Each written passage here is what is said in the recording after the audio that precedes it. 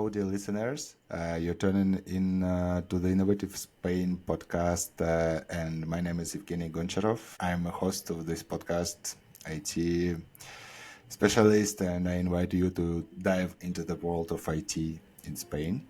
In each episode, we are diving into some details with various industry sections, cybersecurity, product development, even sales in IT, and what shapes the market, what creates new opportunity here as well. So don't forget to subscribe to our podcast. Please share a rating as well, and you can listen us on all platforms actually, including Spotify and YouTube. So today I would like to invite you to our conversation with Juan Carlos Pascual, Chief Information Security Officer at Capgemini. Is it correct? Yes, it is correct. Yeah. Juan, welcome. Thank you for coming.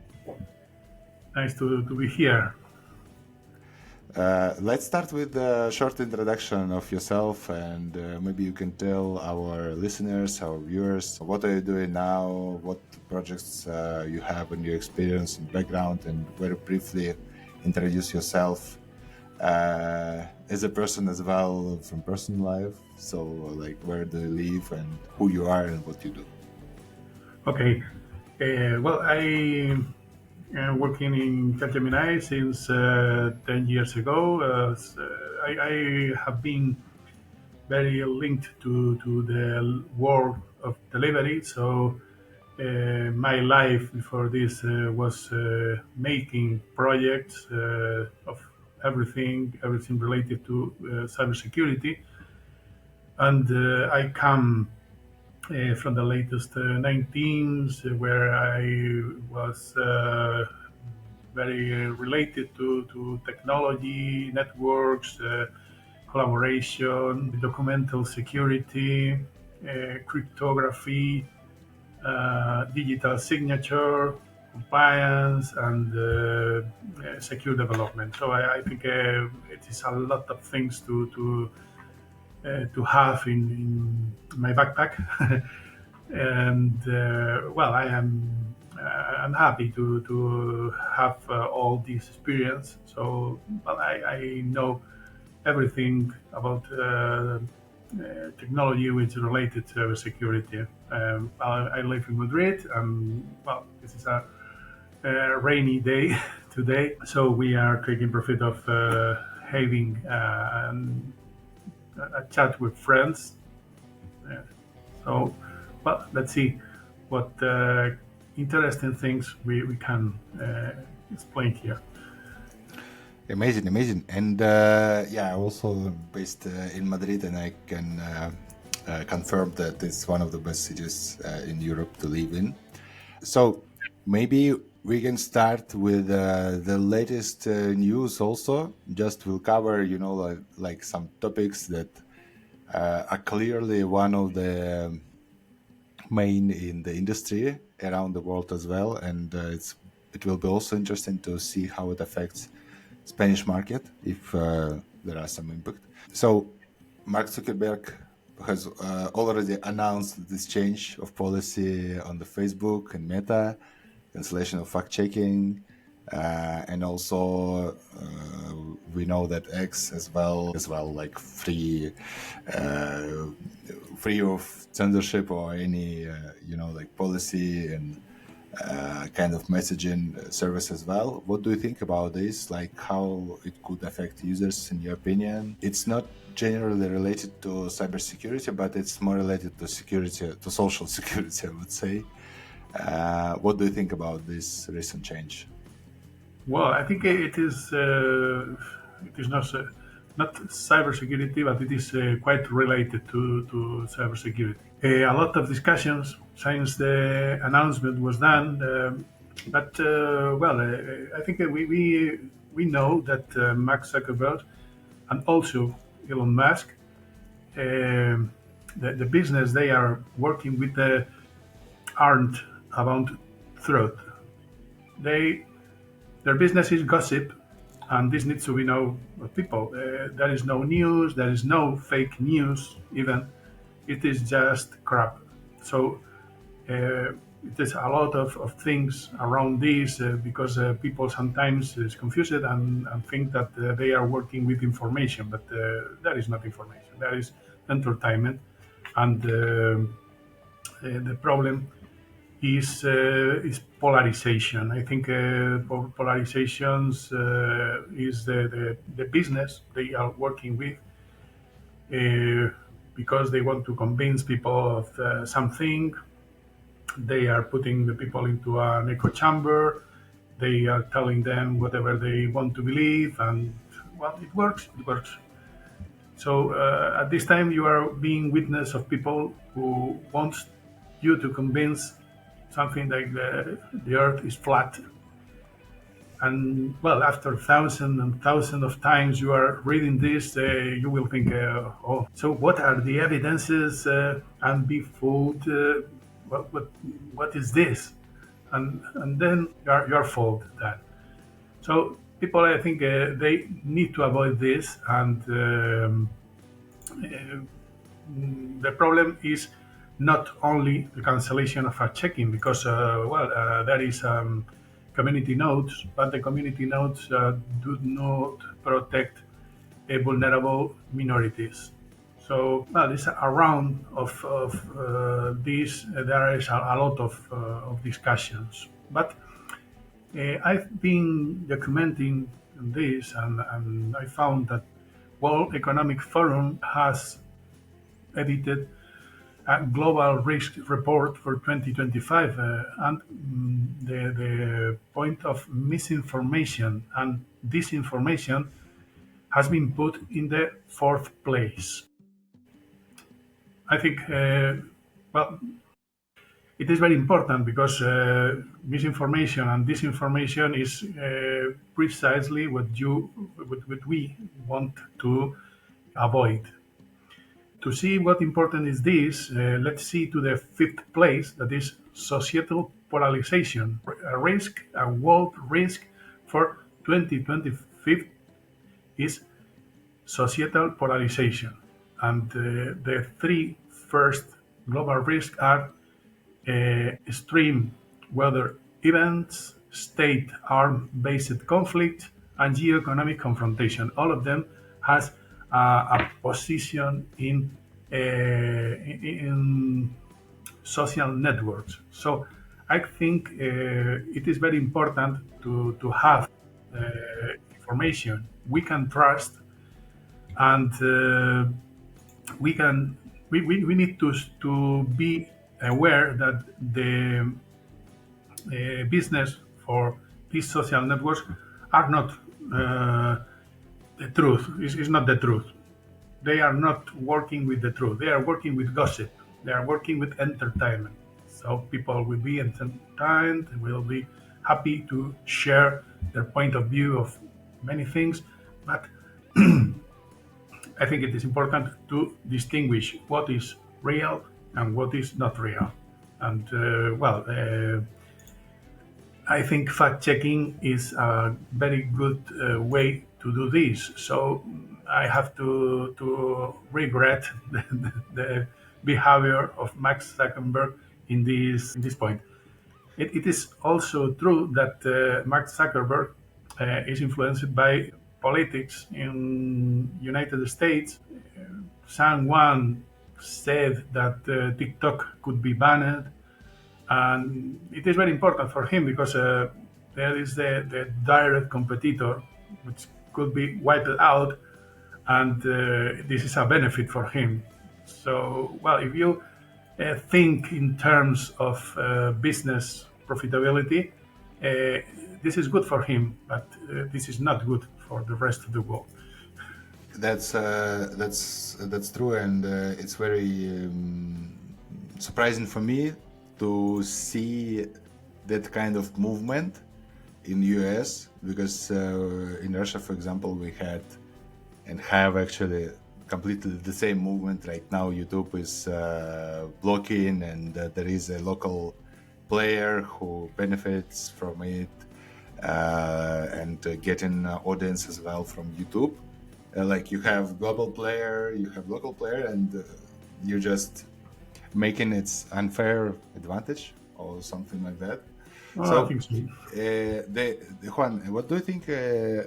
What do you think in terms of Spain and Spanish social networks as well? How it would affect Spanish-speaking segment? Well, I think it is always the same. In Spain, I think there is no difference with the rest of the world. Social networks are spreading this kind of things, gossip. Gossips. Yes, and you can see people who get influenced by them. I think a lot of people is getting out of that confrontation. There is a segment of people who want to confront the other by telling some statements which could be true, could be wrong, mostly wrong, but that is difficult to see something. And there is a lot of people who don't want to enter in that game. Uh, People is getting out of Twitter. They are joining some other social networks which are less combative. They are not so noisy, and I think people is taking knowledge that this is not what they want. But anyway, these statements are very loud, and it is very difficult to get out of them. Yeah. And Juan, maybe it's more personal question, but how do you fact check information that you receive? Like Well, how you verify that Earth is not flat or it's flat? I was born in more than 50 years ago, and there is a lot of knowledge we have been acquiring during that time. There is a lot of scientific ways to know that we are not living in a flat Earth. This is only an example, but there is a lot of information that is wrong, and it is very difficult to know if it is true or not. So, at the first time, as you can see, there are a lot of people who have pseudonyms, or there is no real name, or they are joining a group that it is not clear that the interest they have, that are throwing some statements around what a flat Earth or the climate challenge or the everything that can generate a discussion in here. So the problem for me is sorted by I don't believe anything. When someone says Real Madrid won yesterday against Valladolid, I'm not sure. I have to. I That's have to critical confess. thinking. That's advanced critical thinking Yes, it still. is critical thinking. When someone tell me then something about even even it is trivial, okay, it could be. There's no problem, but I am not sure you are telling me the truth. Uh, I'm not telling that you are a liar, but maybe someone like you, you are not. But how do you check? Like what resources do you use? Like I don't know how you verify this information. Well, I have some communities. I'm joined to some communities which are critical with this. I good thing of these communities is that they group people which are from different opinions, which are not the same, and this kind of variety allows you to have your own idea. So, put an example: Reddit. It's a community, and there is a lot of people which says different things. Even What a the same comments on Twitter, on Blue Sky, on Facebook. Yes, you have to see the comments. You have to go through the discussion and know who is telling the truth and who is telling the lies. Yeah, that's interesting. I also use some resources like Perplexity as well, just to verify by academic research. I don't know, articles if there is some statement. It's like in ChatGPT as well. You can find some links to sources. But yeah, it's really first step is critical thinking and understand who is the source of information. But it's interesting, I suppose, there is a link from this topic to cybersecurity actually, because it's very similar to the way how, just for me, it sounds like very similar to the way you prevent a cyber attack as well, like, or you resist to a cyber attack. For example, recently, it was like several months ago, I received like SMS from DGT that that I need to pay some fine, Yes. and there was just like a link to bank card, and I even clicked there. Like I was clicking there, I was very close to put my bank details, but then I just thought like it is 17th of September. I was on a business trip that time, so like it sounds very weird. What kind of fine?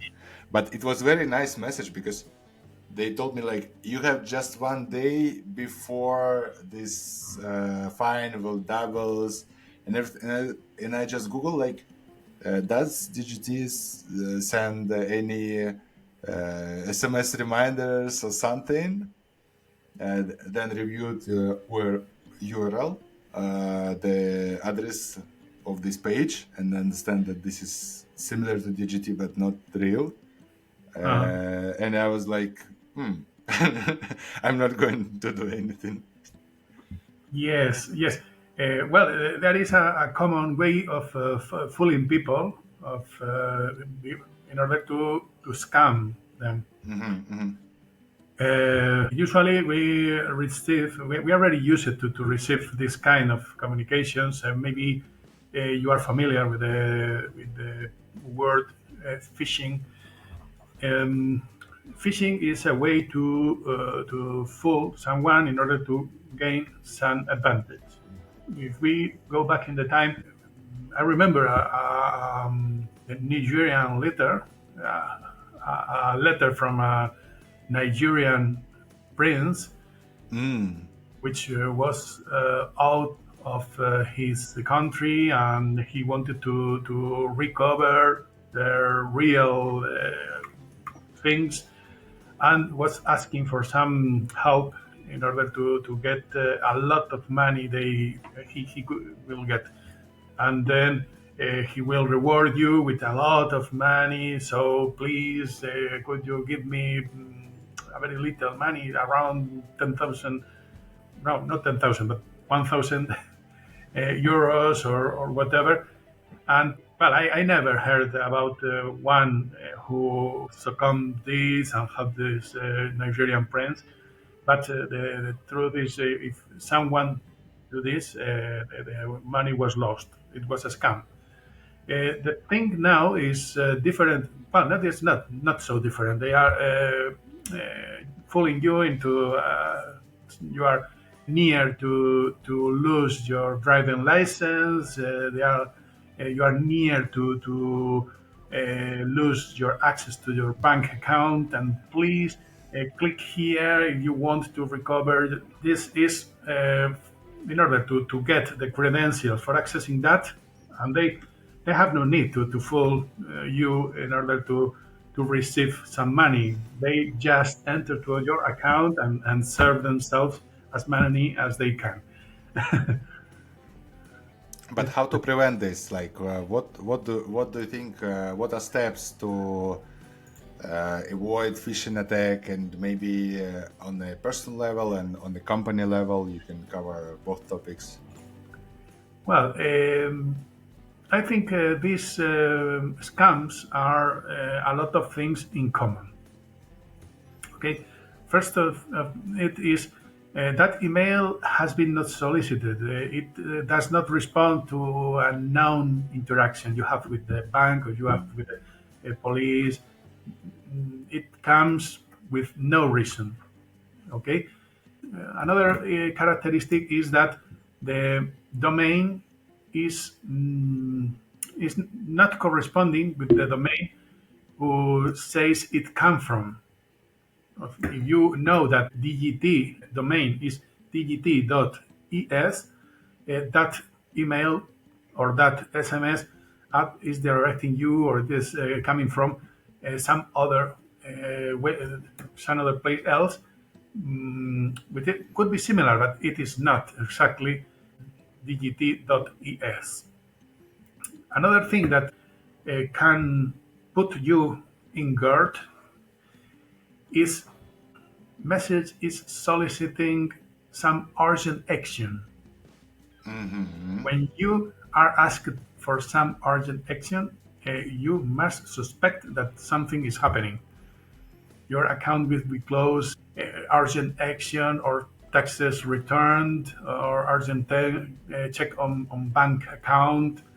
And this is very suspecting. And there is another characteristic that the people who is approaching you usually is not from, well, here in Spain it's not from Spain. They're from outside and they're not know very well the language, and there is a lot of mistakes that you can detect. As the time goes on and ChatGPT is more and more useful, I think these stakes will disappear. But well, I think that the most relevant is the urgency. In this case, you always can check by taking another channel. You can talk with your bank account manager and say, "Oh, it's happening. I have a message." So you can check this way. Take another channel different from the channel that the message arrived, in order to be sure that this is happening really. And how to prevent, like how to protect yourself and how to prevent this on the company level as well, on personal and on company level. Well, at company level, there are two risks, I think. The first risk is, of course, to enter into a place, into a website, but it is not the good one. They can fool you, they can inject ransomware or whatever.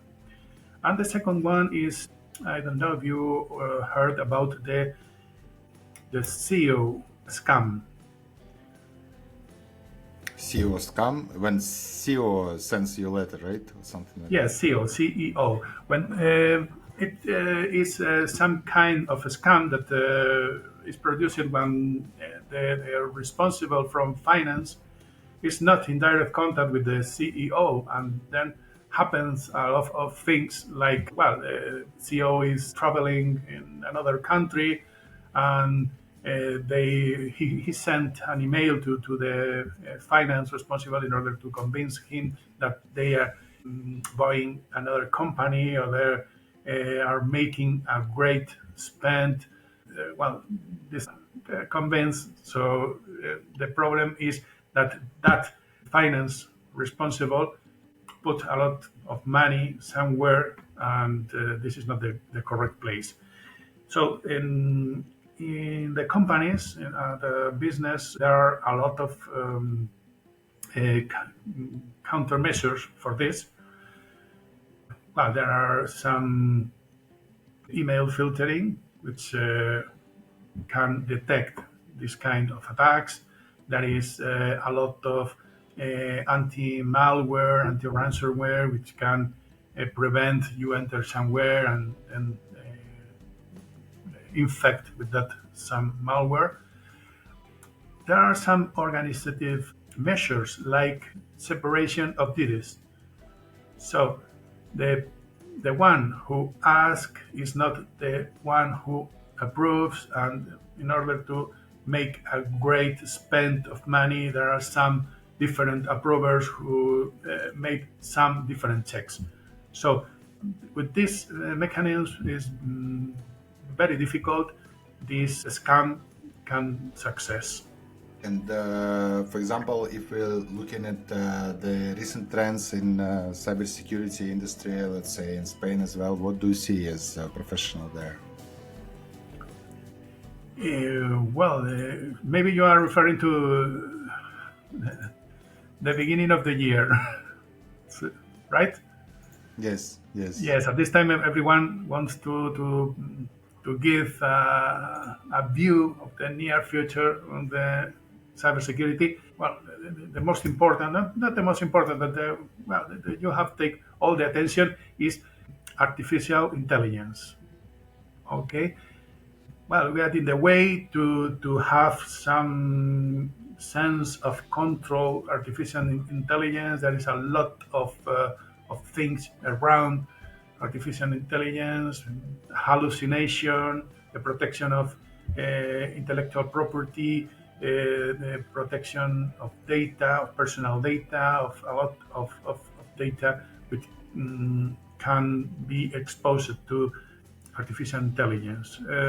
In addition, we had a couple of days ago a news that United States, the President Trump announced an investment of 500,000 millions of dollars in artificial intelligence. I don't remember the name. This was Stargate, maybe. And Yeah, something like that. yes, and the fact that someone has artificial intelligence with some kind of superpowers is per se a risk for the others, I think.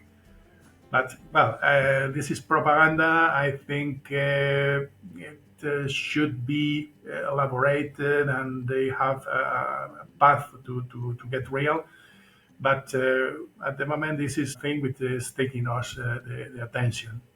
Well, in addition to this, the trends in cybersecurity in Spain, in Europe, and maybe in the world is not different from the latest months. There are a lot of cybercrime groups which are acting in cyber wars. They need finance.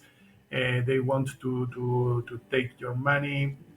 They don't care if you are a state or you are a little enterprise, but they are going to attack you anyway by taking you to a ransomware, scamming you.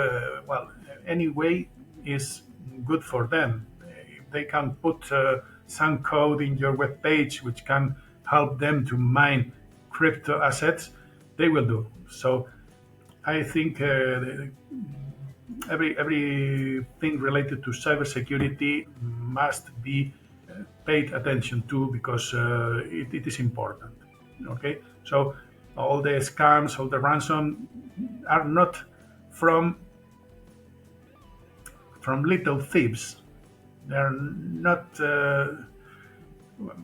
There are groups, and they are well-known groups. They are cybercrime groups, and they are making a lot of money with this. So most of the people think that, oh, I'm not important for this. Yes, you are important. If you have €1, there is one more euro for them, and they will finance their things with your money. And in terms of the things which will caught our attention this the next months are DORA and NIS too. There are some directives which are trying to protect ecosystems, the cyber security ecosystem in companies at the state level for the critical services and to gain a good level of security for everyone. I have to say, because I don't want to miss this, that we are still in the way for a couple, at least a couple of things that we were last year and we were the year before last year, and these are cloud security. Cloud security is not a closed thing. We are working on this, and it will need a lot of effort to succeed. And the security, cybersecurity in application development is also a thing which we are in the mid of the way. We are not reached the end. We have a lot of procedures that are not clear. We have a lot of tools that are not integrated, and we have still a lot of practices that have not been taken. So, for me, these are the key things for this year. What do you think DORA will bring to us? Like, it sounds like very heavy initiatives, and maybe also one of the important thing to discuss how it will affect business in Spain as well. Like, what changes will it cause? Well, I think DORA is something who changes the ecosystem. It is special, but it is special because it is the first rule that is taking not only the affected companies like banks or finance companies, but also the supply chain. Okay, so they are also taking care of the supply chain is compliant with the requirements of DORA. And this does not affect only banks, does not affect only financial companies, but affects services companies, consulting people who is they are administering the servers or making some other kind of service as a supplier. I think that it is the most characteristic of DORA because you are required to have some kind of test. You are required to have some level of security or some audits or whatever. But this is not only for these companies. This is going through the supply chain, and it is going to be on a lot of companies that before they weren't required to. Interesting conversation. Just to sum up our discussion, I believe that it will be also interesting, personally for me, to cover education aspect because you have unlimited number of specifications and certifications and diplomas. So Juan, maybe you can cover a bit this topic as well, like what you believe is a good way to be, I don't know, a good expert in cybersecurity, to what helped you a lot in your career or helping right now as well, what kind of certification or what kind of education you would recommend. And of course, maybe we have missed some topics that you want to raise and we can cover them in the last part of this podcast. Oh, no problem. Well, I think there is a lot of people who is expert in cybersecurity, and there is no only one kind of expertise. When you told to other people, I am an expert in cybersecurity, the next question is, okay, but what about cybersecurity? You know about compliance, or you know about perimeter security, you know about communications, you know about documental, what? And I think this is the first step. The people who is technical want to go further. At least this is my experience. I know a lot of people that were good with databases, for instance, and they went more and more knowing about the databases and how to get more than that expertise. And they reach it to a state that they can ask anything to a database. They want they have success, even they have no access or whatever. I can full that database. I can get that information with a very little knowledge of that. Okay, these were hackers, people who want takes the technology and go one step beyond in order to have a good control, to take that technology to do some things they are not supposed to do. So when you go to that level, you are a hacker, or you maybe have your own idea of being a hacker. This is a good time to start cybersecurity because it is not about disrupting anything. It is not about changing things. It's about knowing how can you apply that knowledge in order to have a good defense, in order to people to be more secure. And when you are there, you can take some specific certifications like CISA. CISA is certified information systems auditor. When you know about of systems, you can be a systems auditor, and you can audit systems in a framework. Okay. Another information security certification is CISM, that can bring you all the knowledge at a higher level of everything that is in a system, okay, and in a company, and give you higher level point of view.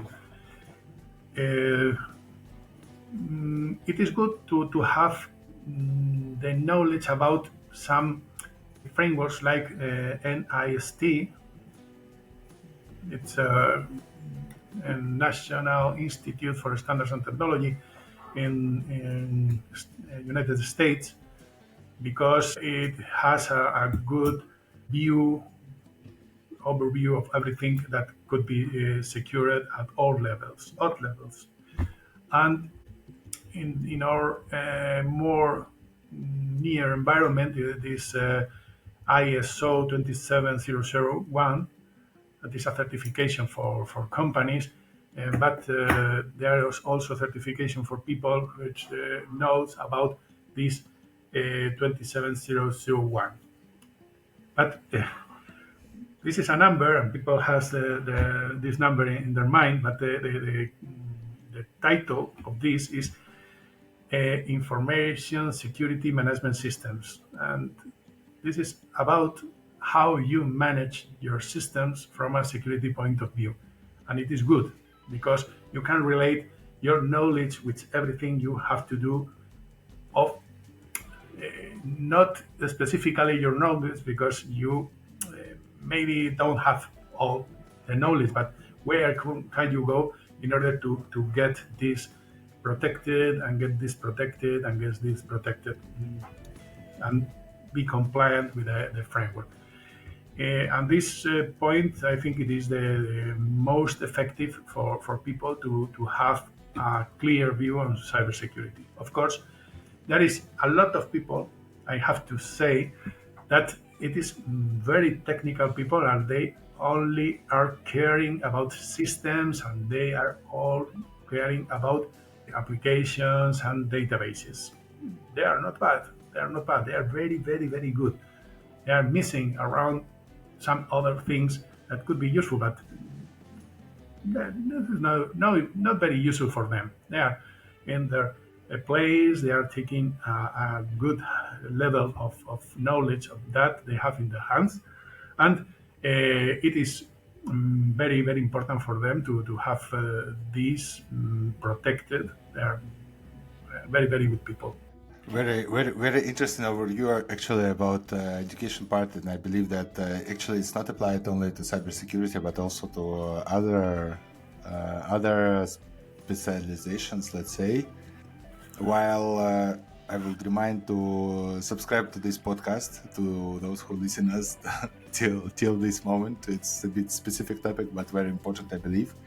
And Juan, maybe you can give some advice for cybersecurity in the end. And I'm really grateful that you joined us today and shared your knowledge and factual knowledge, not gossip, with our audience. So maybe you can share like some advice how to avoid any cyber attack on their own and how to protect themselves. Well, in order to get protected devices, okay, when maybe you are referring to little companies or people which are working in some business.